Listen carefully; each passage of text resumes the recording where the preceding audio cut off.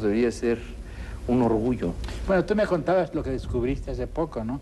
Por lo que se refiere a la historia de la arquitectura en México. Sí, hay muchas escuelas de arquitectura en México, varias escuelas donde no se enseña historia del arte ni historia de la arquitectura. Bueno, esto es monstruoso. Es que es inconcebible. Entonces, están creando, claro, entonces están creando personajes que van a destruir la ciudad. Son los enemigos de la ciudad. Pero claro, además no tienen antecedentes, no tienen historia. No tienen historia. Son gente sin memoria. Estamos creando... Es parte del movimiento moderno. ¿Sí? Una de las escuelas de... Sí, pero aquello era porque había demasiada historia, ¿no? Cuando Marinetti dice que hay que destruir la victoria de Samotracia, bueno, era un italiano que estaba harto del peso de la antigüedad grecorromana sobre Italia. La ¿no? encuesta que hizo la revista L'Esprit Nouveau, sí, que decía, es una encuesta que estuvo en 3 números, ¿debemos quemar el Louvre? Y la respondió mucha gente. Claro. Es muy interesante. Bueno, sí, un ejemplo, bueno, pero ahí está. Pero sin embargo, las obras de todos esos iconoclastas están en el Louvre o en los museos. Claro. Esa es la gran paradoja del arte moderno, y de ahí que yo sea cada vez menos partidario de la vanguardia. Todos estos incendiarios del arte moderno y que querían acabar con los museos están ahora preservados y momificados en los museos. Pero además, Octavio, todos tuvieron una educación clásica, claro, formidable. Eso es lo que no tienen estos chicos, no tienen que la segunda generación. Estudian en las facultades Exacto. mexicanas. Educación clásica. Bueno, esto es grave, ¿no? Cuando digo educación clásica, digo educación del pasado, no solamente el pasado greco-romano, sino también el pasado mexicano. Claro. Tanto la colonia, la mal llamada colonia, como el mundo prehispánico. Pero mira, fíjate que eso es tan grave que también, digamos, hay una tentativa inconsciente, yo creo que es inconsciente, pero gravísima, por acabar con la memoria de México. Los cambios en los nombres de las calles, parece que no es importante, pero es muy importante. Es muy importante. Imagínate que todo el mundo prehispánico estuvo edificado, entre otras cosas, sobre todo entre los aztecas, en el culto a Nonoalco. Nonoalco era un poco lo que fue para los franceses y para los europeos los Campos Elíseos, el lugar de la cultura, ya no el lugar de la poesía. Entonces han cambiado el nombre de esa calle y le han puesto el nombre de una persona respetable y que yo además admiro, Flores Magón. Pero ¿qué no hay otras calles en México para poner el nombre de Flores Magón y conservar el nombre de Nonoalco, que tiene una significación histórica fundamental? Otra blasfemia, otro sacrilegio mexicano, San Juan de Letrán. Claro. Nonoalco nos une con el mundo prehispánico. San Juan de Letrán nos une con Roma, con Europa. ¿Cómo es posible que se les haya ocurrido cambiar ese nombre por el nombre de Lázaro Cárdenas? Yo no estoy contra Cárdenas, al contrario, lo admiro, pero hay otras calles en México. Tienes toda la razón. Bueno, en París intentaron cambiarle el nombre a los Campos Elíseos y ponerle Charles de Gaulle, y no lo permitió el pueblo. La gente, claro, y tenía razón, y no porque no admirase a de Gaulle, sino porque todo tiene su sitio, ¿no? Pero lo que dice Octavio creo que es muy importante como manejo de la ciudad, porque se pierden los rastros urbanos. Así como al tirar una casa se pierde esa joya y el contacto con el pasado, el nombre es el lenguaje. Claro. Bueno, ahí está. Yo creo, decía, que las ciudades, una sociedad, una cultura, está fundada en 2 cosas. En el orden de la arquitectura y en el orden del lenguaje. Si violas el orden de la arquitectura, violas también el orden del lenguaje. No es un accidente que en México hayan destruido casas y calles, porque también han destruido palabras y palabras claves, palabras que son esenciales para conservar la memoria de nuestro país. Ahora, pasemos ya a la revolución, al México postrevolucionario. ¿Qué pasa con la revolución mexicana? ¿Qué es lo que hace cambiar la revolución en el terreno de la cultura y cómo se refleja esto en el arte? Bueno, yo diría que la revolución fue muy importante. Claro, ya habían redescubierto a México, en la época de Porfirio Díaz, algunos espíritus selectos, diríamos. Pero el gran encuentro de México consigo mismo, yo sí creo que fue la revolución. Sí, el arte popular, además yo era el momento de Vasconcelos. En ese momento, 1920, en el cual Vasconcelos llama a la gente a que colabore en el Ministerio de Educación Pública, crea las misiones populares, inventa, esa es la palabra, el muralismo, etcétera. Yo creo que Vasconcelos todavía tiene que ser redescubierto por los mexicanos. Pero en fin, digamos que ese momento es formidable porque coinciden dos cosas. Por una parte, el redescubrimiento que el país hace de su propia realidad. Pero por otra parte, hay una serie de artistas, entre ellos Diego Rivera, que viene de Europa y que ya venía preparado por el arte moderno. Entonces tiene ojos para ver el arte antiguo de México, la realidad mexicana y el arte popular. ¿No crees tú? Sí, sí. Eso fue fundamental. Ese encuentro de Diego Rivera con México. Fue un momento extraordinario. Venía de París después. Pero son recreaciones de modelos europeos. Sí. Bueno, de los tres, ¿no? Sí, de los tres. Los tres eran profundamente europeos y por una especie de pasión intelectual se dirigen hacia México. También Vasconcelos, también Reyes, toda esa generación de esos años son europeos que se enamoran de México. O bien, digamos, son mexicanos que se han educado en Europa y que vuelven y redescubren a México. Pero su relación con México es una relación intelectual, primero y después afectiva. ¿No crees? Sí, creo que el modelo siempre es internacional, ¿no? Y la recreación es la que es local. Eso es importante, es cierto. Por ejemplo, en Diego Rivera lo importante fue la influencia del fauvismo, claro, quizá, ¿no? Claro, Él fue, claro, cubista, pero eso no tiene tanta importancia en Diego, finalmente. Son bellos cuadros, pero no le dejan un rastro, ¿no? Lo que a él lo sorprendió fue el fauvismo, ¿no te parece? Ahora, tú asocias a Ensor con Diego Rivera. Sí. No veo eso. Bueno, sí, fíjate, en el aspecto popular, si tú ves un cuadro de Ansor, Ansor, yo creo, ¿no? Es belga. Pero bueno, ¿será flamenco bueno, o en fin, francés? Ensor, la entrada de Cristo a Bruselas. Sí, claro, que es un gran cuadro. Es un cuadro maravilloso. Además hay una serie de figuras que Diego vio eso y lo adaptó a México. Pero fíjate que es una paleta casi impresionista. Es expresionista, sí, ¿no? Sí. Pero acaba de salir del impresionismo esa paleta. Bueno. Y no tiene dibujo. Bueno, Diego Rivera digamos, es dibujo. sí, es la gran... Construye con color, ¿no? Bueno, claro. No se parecen en sentido plástico porque en Diego el color es plano. Claro. Y el dibujo es fundamental. Claro. No estoy de acuerdo contigo. Florencia contra Pero Venecia, ¿no? el tema, el espíritu, sí tiene que ver. El gusto, diríamos, por la multitud, ¿no? Además es muy curioso porque esta idea, este cuadro de Ensor o Ansor, como yo decía antes, ¿no? Ahora te voy a imitar, no sé ya. La entrada de Cristo a Bruselas, no solamente a mi juicio ha tenido influencia en Rivera, sino también en un escritor cubano moderno, en Sardull. Es muy curioso, ¿no? ¿Y Gauguin? Gauguin fue definitivo en Diego, ¿no? Claro. Esa es la gran influencia. La escalera de... Claro. Es uno de los momentos mejores ahí. de Diego, ¿no? Sí, sí creo. ¿Verdad? Sí creo. Porque recrea el cuerpo de la mujer con esas formas vastas. Es espléndido. Es muy curioso porque Gauguin, es decir, como si cuando regresa, Diego había sido cubista o había seguido un poco el cubismo en París. Y entonces cuando vuelve a México, en lugar de ir más allá del cubismo, regresa a los precursores, regresa a Gauguin, por ejemplo, ¿no? Esto es muy extraño. Y después también al 480. Pero fíjate que también hay una acotación ahí. Fíjate que en los 20s, Picasso, Leger, todos vuelven a la figura. Claro, es la el época momento clásica. del neoclasicismo, claro. Y además coincide con Rivera en ese sentido. Sí, nada más que claro, en el caso del neoclasismo de Picasso, son mujeres muy opulentas, y Diego... Y en el caso de Leger es la máquina vuelta mujer, la sensualidad de la máquina. Ahí también está en Diego. Yo hice una asociación en mi artículo sobre los muralistas, que no ha sido muy bien visto en México por lo visto. Hablaba de esta relación entre Leger, la máquina, la mujer y Diego. Porque en Diego lo interesante quizá es eso.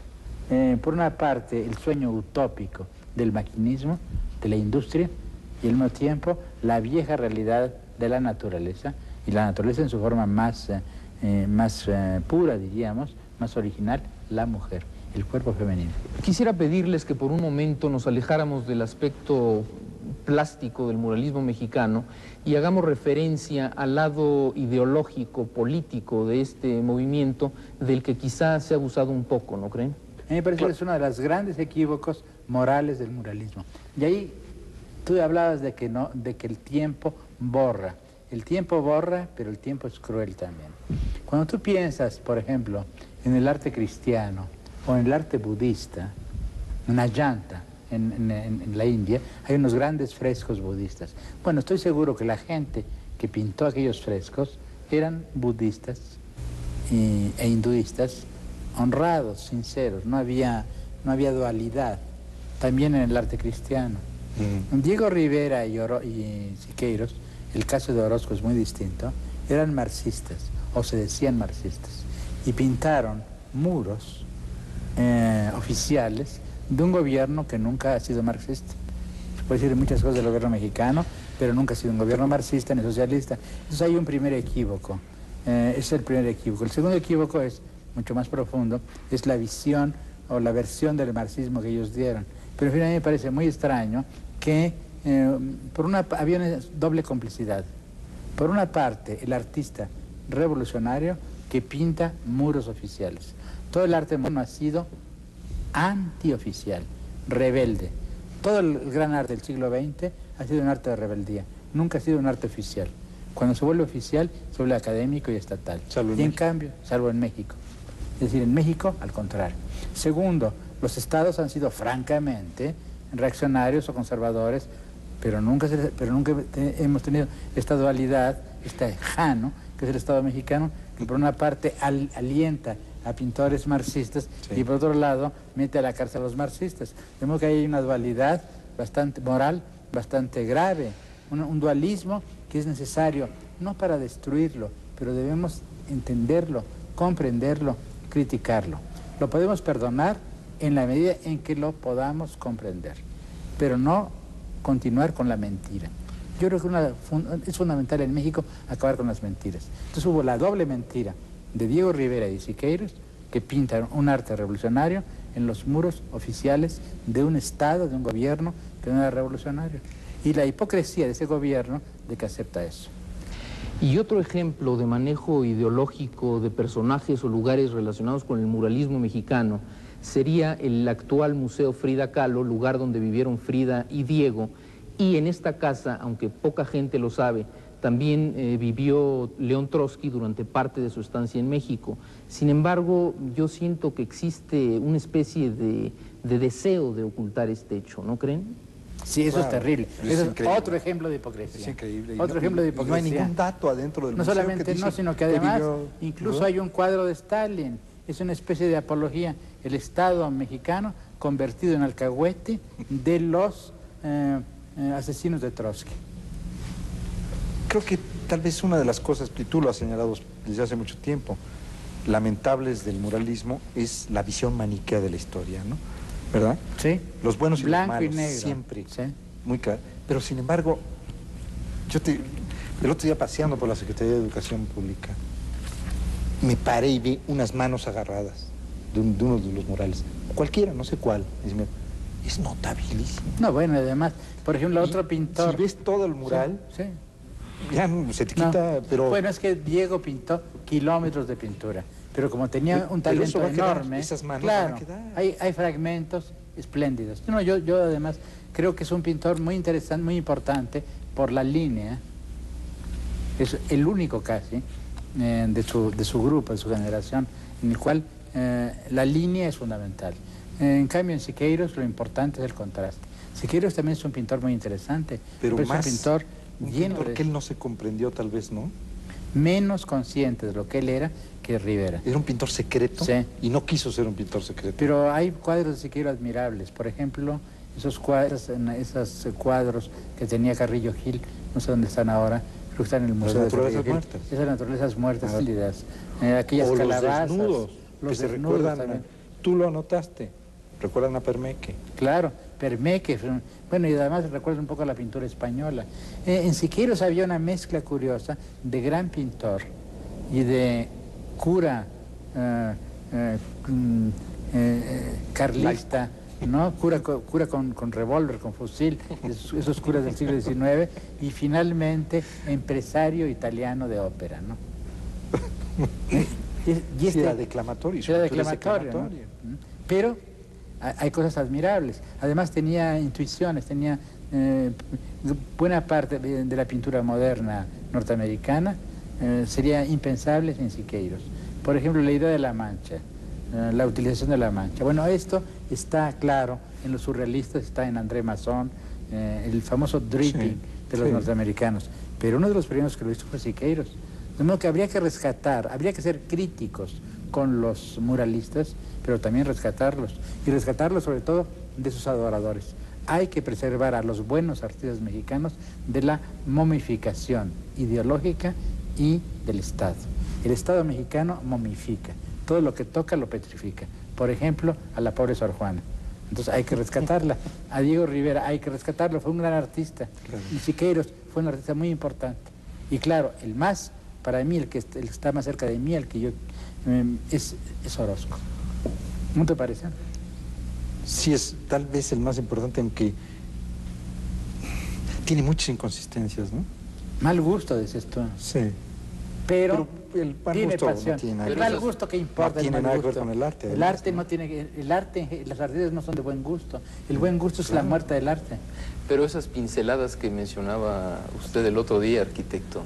Bueno, es que a mí... de Orozco. Sí, esa fue una experiencia muy interesante porque cuando estaban reparando la bóveda, hace como 20 años, del Hospicio Cabañas, el tapanco donde estaban trabajando quedaba a esta distancia de la bóveda. Entonces podías ver perfectamente el tamaño de las pinceladas. Mira, hay pinceladas que abarcan de 60, 70 centímetros. Es decir, ahí hay un acto, es decir, un arte gestual. Un arte gestual antes de Estados Unidos. Sí, antes de Estados Unidos. Claro, yo los vi hace 20 años, yo no conocía a Motherwell. Lo conocía, pero muy poco, ¿no? Y Motherwell no había hecho esa cosa. Pero lo de Motherwell está ayudado con... ¿Cómo estuvo lo de Motherwell? Pues lo de Motherwell es que hizo un croquis de este tamaño, es lo que está en Washington, ¿no? Sí. Donde, claro, la brocha le da para hacer ese acto gestual en el cuadro. Pero eso reproducido a 8 metros de tamaño implicó una parafernalia mecánica monstruosa. Tuvieron que construir un aparato, ¿no? Primero una brocha que no se secara en ese trayecto, ¿no? Tenía que inyectar a través de una bomba de aire la pintura en el transcurso que él se movía a través de un aparato que lo movía y daba el trazo. Eso, bueno, a mí eso me parece lamentable, ¿eh? Porque... Sí, lamentable y no, ¿no? Sí, porque bueno. También es como un acto desmedido, como un acto de un gigante, o como un elefante, que no es elefante, ¿no? Claro, es la máquina. ¿Ves? Fíjate que cuando tú me hablabas de eso, estaba pensando en el famoso arte gestual, ¿no? Uno de los primeros fue Siqueiros, digamos en honor suyo. Los surrealistas lo hicieron, pero en un formato mínimo. Por ejemplo, André Masson dejaba caer gotas de pintura sobre un papel y entonces utilizaba la mancha. Siqueiros lanzaba la pintura sobre el muro, pero todo esto es viejísimo. Bueno, pero en fin, la gran síntesis... Para sintetizar con Orozco, ¿no? Porque realmente ese brochazo que yo vi es un arte, es una gestualidad, pero dentro de un contexto, que es lo interesante, ¿no? A él no le importaba hacer eso per se, ¿no? Sino metido en el hombre de llanas. Bueno, eso es lo interesante de estos pintores, que para ellos la totalidad de la obra era más importante que el detalle. En cambio, para los artistas más nuevos, lo interesante es el detalle. Sí. Me parece una debilidad. Ahora, yo creo que el pintor que rompe con el muralismo, pero también lo continúa, de modo que la arquitectura de los conventos, al recubrir los templos prehispánicos, los continúa, fue Tamayo, ¿no te parece? Claro, pero Tamayo en la forma más, como yo decía hace un momento, ¿no? Es decir, creo que nos recupera el mundo prehispánico por el subconsciente. no hace arqueología. Sí. No Bueno, hay- esa es una de las cosas fundamentales de Tamayo. Yo creo que es uno de los grandes pintores de nuestro siglo. Claro. Y que... O el pintor más grande que ha producido este país. Este país, sí, a mí me parece que no hay duda, ¿no? Yo creo que y uno sí. de los grandes pintores de este continente. Sí. Bueno, pues este pintor, en cierto modo, por una parte, claro, todo gran artista empieza rompiendo. Él tiene que romper con los muralistas. Eso viene en romper, Claro. porque si no hubiera sido un epígono. Pero al mismo tiempo, esta ruptura es una continuidad, sobre todo con el arte prehispánico, claro, pero también con algo que los muralistas quisieron hacer, pero que no hicieron, incorporar el arte popular. Claro. Diego Rivera se interesó muchísimo en el arte prehispánico, pero en la pintura de Diego Rivera, el arte prehispánico está vista con ojos europeos, ¿no te parece? Ujú. Y el arte popular también, parece Y- decorativo. Y en Tamayo En Tamayo no. entra por el subconsciente y produce un arte totalmente sincrético Sí. del mundo prehispánico y del Exactamente. mundo Sí. popular mexicano. Sí, es... Sí, yo no sé qué sea más importante. Además, claro, él aprendió a ver el arte prehispánico con la pintura moderna, sin la lección probablemente de Picasso, de Klee. Y de esa etapa que tiene con la Sí. escuela al aire libre, ese contacto. Esto es muy importante, ¿Eh? de lo cual se ha hablado muy Y poco. sus Me gustaría primeros que cuadros. nos dijeses algo, ¿no? Bueno, Este comienzo ese de es un Tamayo. periodo muy interesante que hay que analizar y que hay poca investigación y hay cuadros notabilísimos, tanto en Tamayo como Sí. en María Izquierdo. Claro. Y uno de los mejores cuadros que se han pintado de este país, que es el de Julio Castellanos, el día de San Juan. Este cuadro es precioso. Que es una Es un cuadro belleza ese magnífico. cuadro. Que ya se recuperó para México, lo compró el banco. Lo compró Banamex, sí. sí. Esa etapa está poco vista, necesita muchos investigadores trabajando ahí para sacar a luz. Hay mucha obra, inclusive en casas particulares, que nunca se ha expuesto de la escuela del aire libre. De aire libre, ¿no? Bueno, todo esto implica que en el siglo XX los mexicanos, los mejores mexicanos, trataron de, a veces conscientemente, a veces inconscientemente, pero el arte en gran parte es eso, pura pasión, trataron, es más importante que lo privado. Claro, Es fundamental. y eso se puede hasta la medir, religión, Octavio. la religión para nosotros es las creencias íntimas, las creencias del corazón, diríamos, ¿no? Para los antiguos lo fundamental de la religión es el rito, y el rito es la gran fiesta pública. Y luego la importancia del Estado y la fusión magnífica pero terrible entre el Estado, es decir, entre la política y la religión. Esto define, diríamos, al mundo prehispánico. Política y religión. Ujú. Lo sagrado ligado a lo terrestre. Por eso tienen la guerra sagrada, por eso los sacerdotes son también dignatarios del Estado, etcétera. Bueno, esto es lo que hay que impedir. Yo creo que la gran adquisición, primero en Grecia, luego y después en el Renacimiento y en la época moderna, ha sido la división entre el Estado y la conciencia individual, entre la religión y la política, entre la ideología, la filosofía, diríamos, y la política. Y a mí me parece muy peligroso que el siglo XX empiece otra vez a querer unir esas dos tendencias, ¿no? Puede ser. Pero en fin, volvamos a Lo la... que dice está muy bien porque se puede inclusive medir en el urbanismo prehispánico, lo que dice Octavio. Digamos, la proporción de espacios dedicados al rito o La fiesta. o a lo público respecto de las áreas de vivienda es impresionante en las ciudades prehispánicas. Eso se puede ver en todos los planos de las ciudades prehispánicas, cómo ocupan las partes ceremoniales casi todo el área. Y las partes de vivienda son unas cosas aledañas alrededor, que no tienen ninguna importancia ni trazo tienen para ellos. No se registran trazos. Bueno, ¿y qué se te ha perdido, parece inclusive. en la ruptura de la conquista y luego el siglo XVI? Ahí, ¿cómo ves la cosa? ¿Piensas que continúa esta importancia Bueno, de lo continúa. público? Sí, sí. ¿Pero ibas a decir algo antes? No, creo que te iba hasta interrumpir por esto, ¿no? Porque creo que hay un problema de destrucción que los mismos prehispánicos lo ejecutaban cada 52 años. Como tú sabes, tapaban los Claro, templos. claro. Lo Entonces, vemos en el Templo Mayor. creo Cada que la- 52 años se rehacían las cosas. Y la conquista que deshace todo es otra nueva destrucción. Por eso tal vez a los prehispánicos no les fue una gran sorpresa la destrucción de los templos. No, pero Fue una estaban más. acostumbrados. Y como sabemos que participaron los de Cholula en la destrucción de aquí, de la ciudad. Pero también hay continuidad, ¿no?, de estos espacios. Por ejemplo, el Claro, atrio hay de las continuidad, iglesias, ¿no? a través de la destrucción. A través de la destrucción, Es evidente, ¿no? pero claro, lo interesante... Destruyendo, se reconstruye. Sí, y eso era una vieja tradición del mundo Claro. prehispánico. La novedad realmente no estuvo en el acto de destruir templos y reconstruir templos, sino en el carácter de los nuevos templos, en los cuales en lugar de adorar a Huitzilopochtli o a Quetzalcóatl o a Tlaloc, se adoraba a Cristo y a la Virgen y a los santos, ¿no?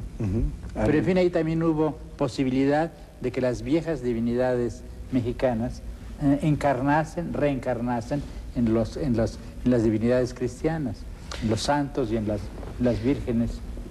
Exacto. Usted habla de traducciones del mundo prehispánico. Una de ellas fue la del cristianismo, ¿no? Sí, bueno, yo creo que esa es la gran traducción. Y que esto es muy importante y que por eso cuando hablamos mal, como ha sido moda en México, después de un siglo y medio, 2 siglos de la colonia, están equivocadas esas gentes, ¿no? Era justificable en el siglo XIX por la pasión liberal. Claro, pero en el siglo XX es pura ignorancia y realmente mezquindad solo espiritual. desintegra nuestra historia, claro. ¿Por qué? Porque la colonia, la llamada colonia que no fue colonia realmente, la Nueva España, es una traducción al cristianismo del mundo prehispánico, en lo mejor. Lo peor fue destrucción, claro. Hay una destrucción, hay opresión, no vamos a negar esos horrores, pero también hay otras cosas. Hay sobre todo traducción. Ahí está la Virgen de Guadalupe. La Virgen de Guadalupe es una traducción, diríamos, pero en el sentido más alto de la palabra traducción, del mundo prehispánico.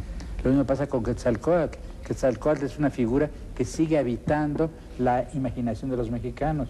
Y cada mexicano, no todos, pero por ejemplo yo pienso en un gran mexicano, en Vasconcelos, hubo un momento en que se pensó el Quetzalcóatl. Creo que hay un puente más, ¿no? Bueno, el puente, tú lo sabes bien, el puente fue el urbanismo y fueron los conventos. El urbanismo porque se trazaron pueblos, se calcula que fueron como 300 pueblos que trazaron en 60 años, desde 1520 al 1580. El siglo XVI fue fantástico. Es bárbara la actividad prodigioso. constructora, destructora, destruyendo los monumentos que existían en culto, y sobre esas plataformas instalar otro espacio abierto, que es el atrio de los conventos, y el convento, más la traza del pueblo donde se ponían las funciones cívicas.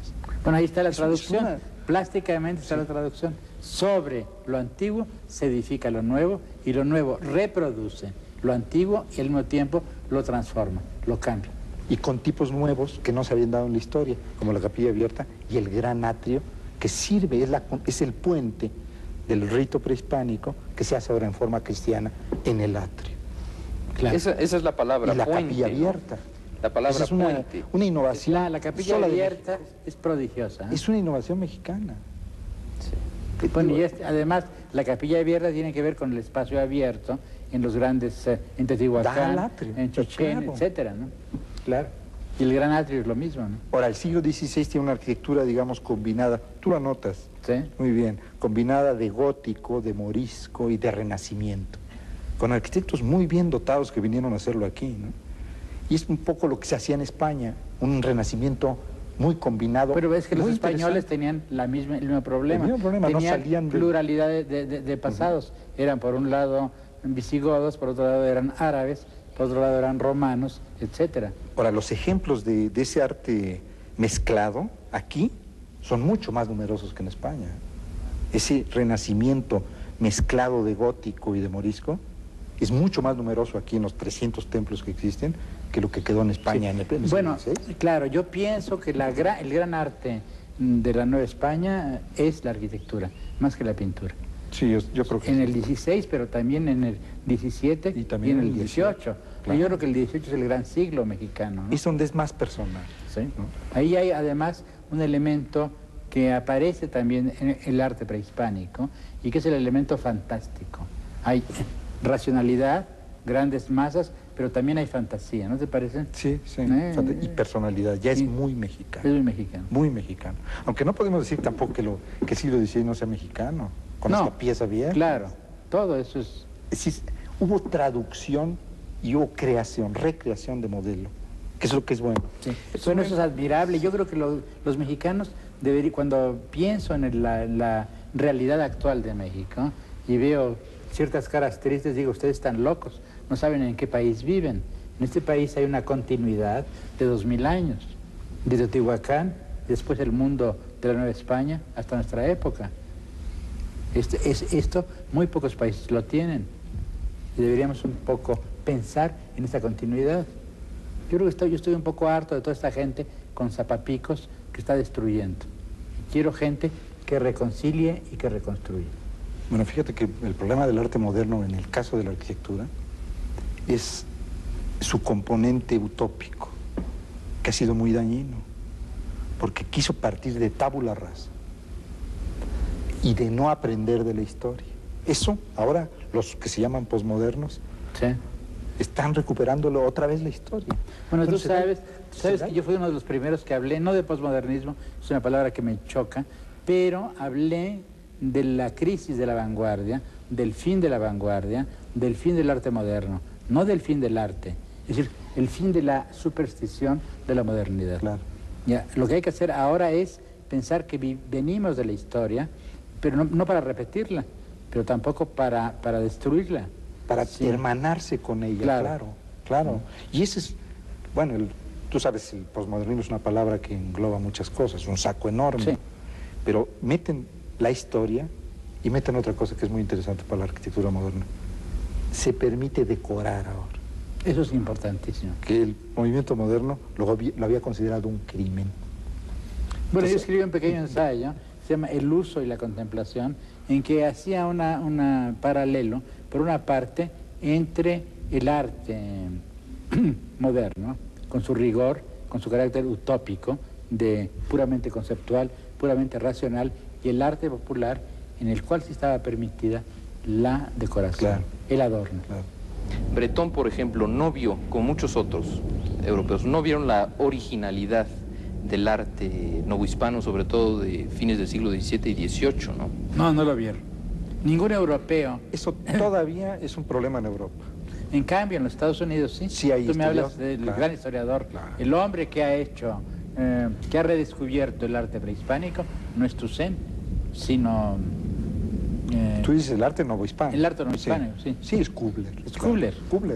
Kubler tiene un libro que es un monumento, es un estudio profundísimo y larguísimo. Bueno, parece que no ha sido traducido todavía, ¿verdad? Parece que ya lo empezó a traducir el Fondo de Cultura, pero y ya está anunciado en sus... Vaya. Es de 1948. ¿Cómo se Es decir, llama? ¿cómo es posible La que arquitectura haya... del siglo XVI de México. Y hay otro que, pues ese sí no tiene vicios de traducirse, que es de MacAndrew, donde hace el énfasis en la innovación de la capilla abierta. Hay una cosa muy interesante. En Estados Unidos ha habido una atracción bárbara por el mundo prehispánico, tanto que los mejores ejemplos de reinterpretación arqueológica en este caso están en Estados Unidos. Y son de Frank Lloyd Wright. Wright, que Rivera decía que era el mejor arquitecto del mundo. Sí, me contaste eso. Sí, él despreciaba a Le Corbusier, pero a Rivera, él me dijo, es el mejor arquitecto que existe.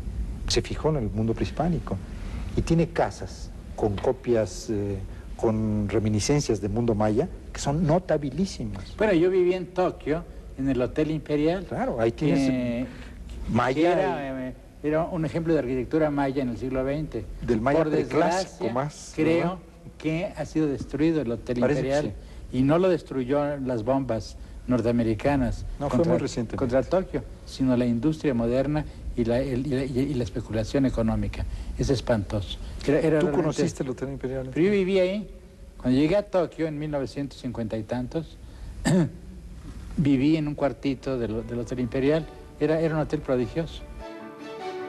Teodoro González de León no solo es uno de los mejores arquitectos mexicanos egresados de la UNAM, sino también uno de los más representativos por sus construcciones monumentales como el Fondo de Cultura Económica, el Colegio de México, el Museo Rufino Tamayo, el Museo Universitario de Arte Contemporáneo o el famoso edificio de Bosques conocido como el Pantalón.